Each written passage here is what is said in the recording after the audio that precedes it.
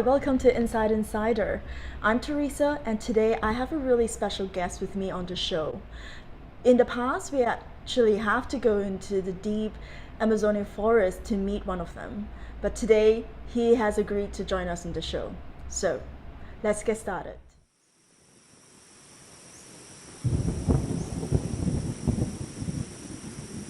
Kano abano, rama kano abano, hakon shaman akinra, senem para mayon shaman kin, medicina maketai toniram. Medicina maketai. Okay, ready, let's go. Hi, Don Roberto. Welcome to the show. Hi, Teresa. Thank you for having me. So, let's start. How did you first get involved and start getting into being a shaman? It's basically one of humanity's oldest ways of knowing. And you can find it across, for 40,000 years in pretty much every culture across the world, in every kind of region and every kind of geography.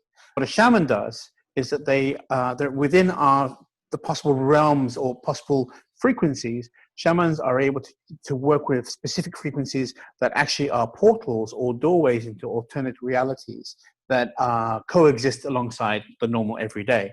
And that's where they can go to. They can travel into those realities and they can come back. So they journey in consciousness to obtain information or to do divination of prognostics for the future or to heal as well. So those are the key factors that unite all shamanism around the world. So they're not the usual kind of people in the sense that they work with realms and dimensions that are non-ordinary. So the kind of shamanism that one gets in a particular place depends on the resources they have. If you're in Siberia or Mongolia, you don't necessarily have a lot of plants around you, but you do have some trees occasionally and some livestock. So they tend to work with making drums out of the wood and drum skins out of the skins of the animals. And then they work with sound to transform their consciousness. Now, if you go to somewhere like parts of Africa or in the Amazon, they don't necessarily have those restrictions, but they can basically work with the plants that can transform consciousness in order to enter those spaces. What shamans typically do is they find information and they work with healing a lot. And the healing that they do is very different to the normal kind of healing that we can find within those communities, which could be working with plants in order to do physical healing, so bark, leaves, flowers, etc., which is the basis of all the medicines of the world, whether it's Chinese medicine, or we're talking about Ayurveda from the Indian tradition, or we're talking about Western medicine. These traditions, these evolved traditions come out of working with plants. Or we have healers that work with the body. Let's say somebody's broken a bone, then there are healers that can set those bones, or they can relieve pain in the shoulders, etc., etc. Those are very physical. The difference between those kinds of healing and what a shaman does is the shaman works on the spiritual level, at the level of the soul. And so those kind of healings, very subtle, and really need expertise in order to be able to see what's happened and how the person can be healed. Within the West, we don't have any space for the spirit. We have the body is wrong, or the body goes wrong, or the mind goes wrong, and that's it. You have two choices.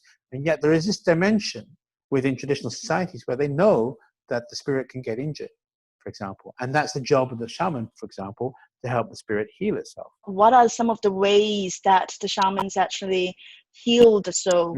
As you mentioned, like in Siberia, where they work with the animals and maybe whatever they have available. And then for yourself in particular, you work with the plants. So with that, what sort of modalities do you introduce to the soul healing? Beautiful. Within Siberian shamanism or Mongolian shamanism, they work with a drum, and the drum they beat is a very constant dum dum dum dum dum dum. It's not particularly interesting to listen to, but what happens is that rhythm begins to entrain or begins to link with and hook up with and equalize with the brain waves to push the brain waves into a certain frequency where the shaman can then fly. into those dimensions and find the information they need. Now, for example, let me talk about what's called soul retrieval.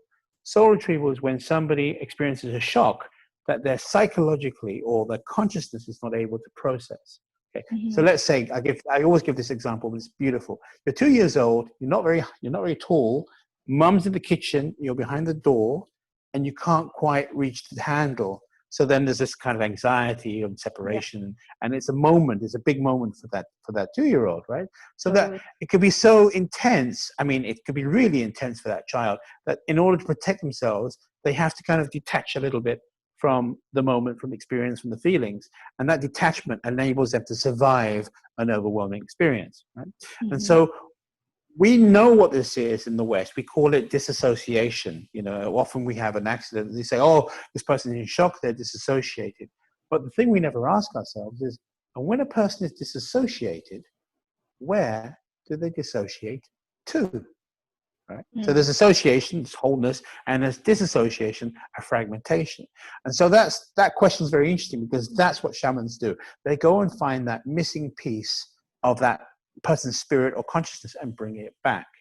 Now, it may seem like a trivial thing, but many people, when you talk to them, say, I don't remember my childhood, or it's all a blank to me, or this happened and I was never the same. And that's a great indication that something significant has been lost.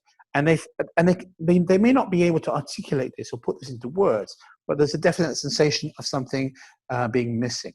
And so what we do as shamans, especially when we work within the drum tradition, is we journey. And the other thing that's very important is that we have friends or allies that help us locate information or soul parts.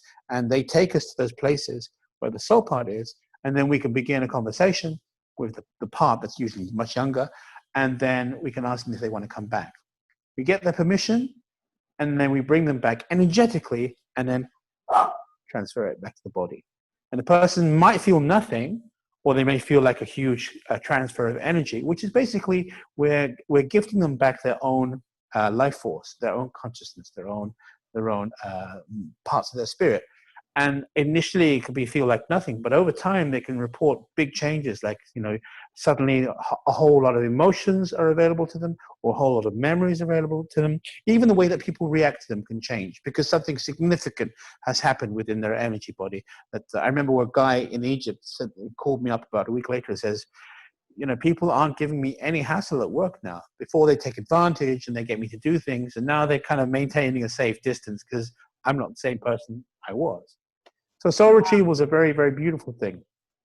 Thank you so much, Don Roberto. Hello, thank you for tuning in.